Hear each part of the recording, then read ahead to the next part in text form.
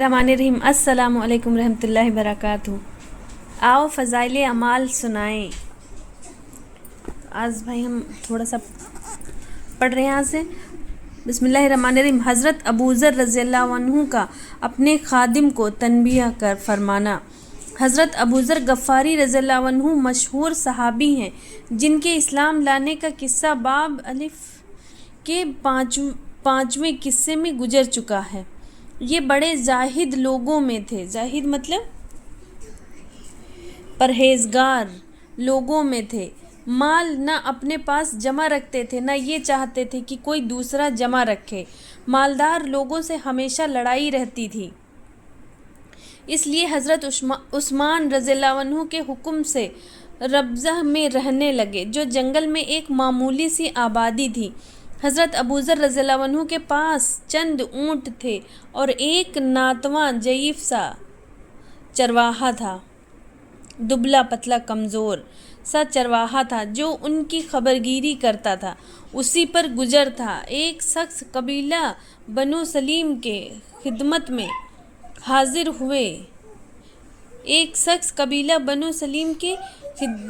हाजिर हुए। और ये तमन्ना जाहिर की कि मैं आपकी खिदमत में रहना चाहता हूँ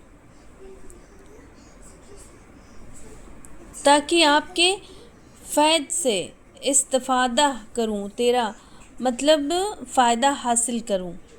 मैं आपके चरवाहे की मदद करता रहूँगा और आपकी बरकत से फ़ायदा भी हासिल करूँगा।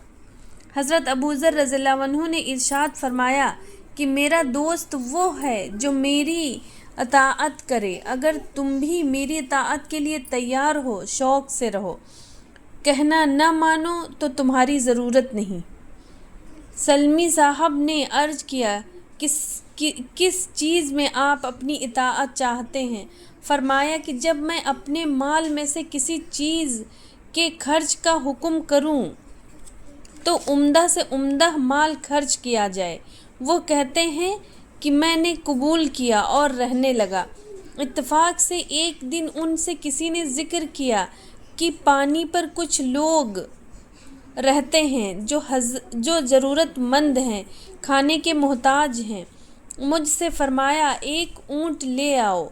मैं गया। मैंने देखा कि एक बहुत ही उम्दा ऊँट है जो निहायत कीमती, निहायत कारआमद और सवारी में मतलब फर्माबरदार है। मैंने हस्ब वादा उसको ले जाने का इरादा किया, मगर मुझे ख़याल हुआ कि गुरबा को खिलाना ही तो है और ये ऊँट बहुत ज़्यादा कारआमद है। हज़रत की और मुतालिकीन की ज़रूरत का है।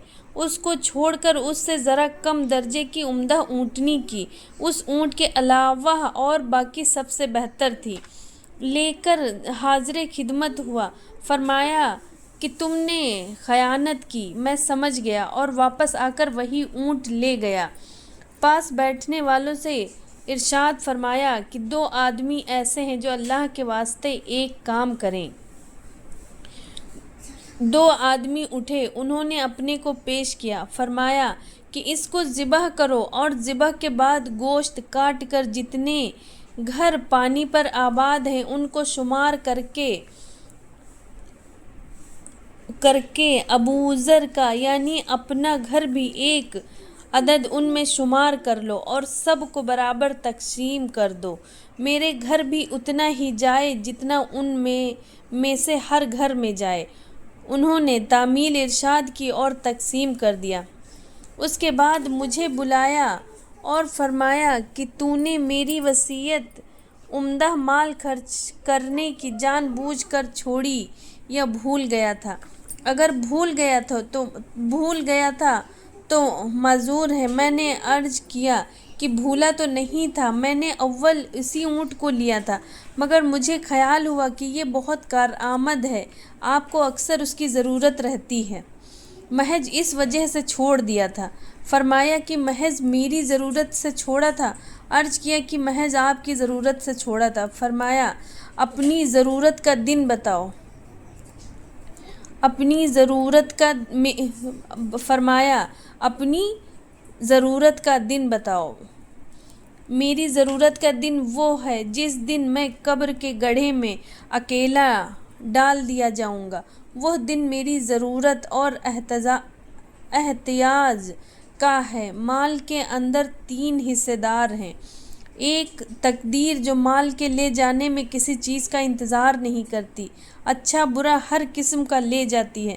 دوسرا وارث جو اس کے انتظار میں ہیں، تو مرے تو وہ لے لیں۔ اور تیسرا حصہ دار تو خود ہے۔ اگر ہو سکتا ہو اور تیری طاقت میں ہو تو تینوں حصے داروں میں سب سے زیادہ عاجزانہ بن۔ اللہ تعالیٰ کا ارشاد ہے، لن تنالوا البر حتى تنفقوا مما تحبون۔ سورہ آل عمران آیت نمبر سورہ آل عمران میں۔ اس لیے جو مال مجھے سب سے زیادہ پسند ہے اس کو میں اپنے لیے آگے چلتا کروں تاکہ وہ میرے لیے جمع رہے۔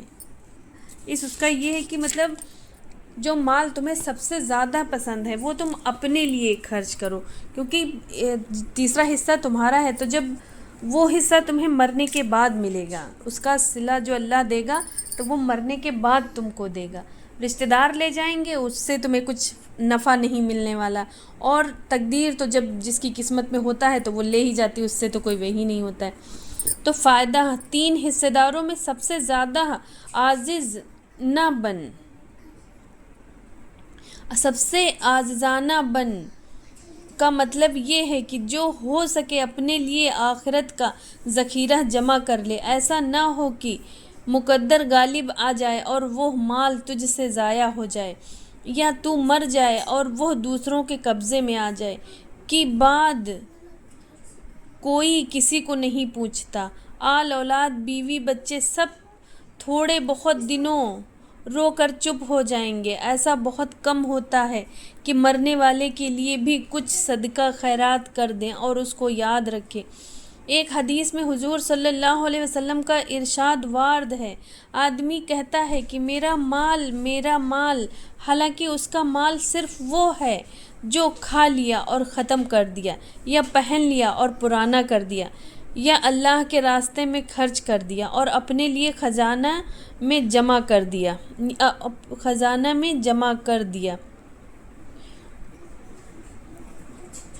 مطلب اللہ کے راستے میں جو خرچ کر دیا وہ اپنے لیے خزانے میں جمع کر دیا، اس کے سوا جو کچھ ہے وہ دوسروں کا مال ہے، لوگوں کے لیے جمع کر رہا ہے۔ ایک حدیث میں آیا ہے کہ حضور اقدس صلی اللہ علیہ وسلم نے دریافت فرمایا، تم میں سے ایسا کون شخص ہے جس کو اپنے وارث کا مال اپنے سے اچھا لگے؟ تم میں سے ایسا کون شخص ہے جس کو اپنے وارث کا مال اپنے سے اچھا لگے؟ صحابہ رضی اللہ عنہ نے عرض کیا، یا رسول اللہ صلی اللہ علیہ وسلم، ایسا کون ہے جس کو دوسرے کا مال اپنے سے زیادہ محبوب ہو؟ حضور صلی اللہ علیہ وسلم نے فرمایا کہ اپنا مال صرف وہی ہے جو آگے بھیج دیا، اور جو چھوڑ دیا وہ وارث کا مال ہے۔ تو جو لوگ جو مال کے لیے جو ہوتا ہے دنیا پر اس کو بچانے کے لیے، اس کو بڑھانے کے لیے پریشان رہتے ہیں، وہ ان کا نہیں، وہ وارثوں کا ہوتا ہے۔ ان کا مال تو صرف وہ ہے جو انہوں نے اللہ کی راہ میں خرچ کر دیا، جو آگے چلا گیا، جو قیامت کے دن ان کے کام آئے گا۔ تو سبھی لوگ غریبوں کی مدد کریں، اللہ سب کو ہدایت عطا فرمائے۔ السلام علیکم ورحمۃ اللہ وبرکاتہ۔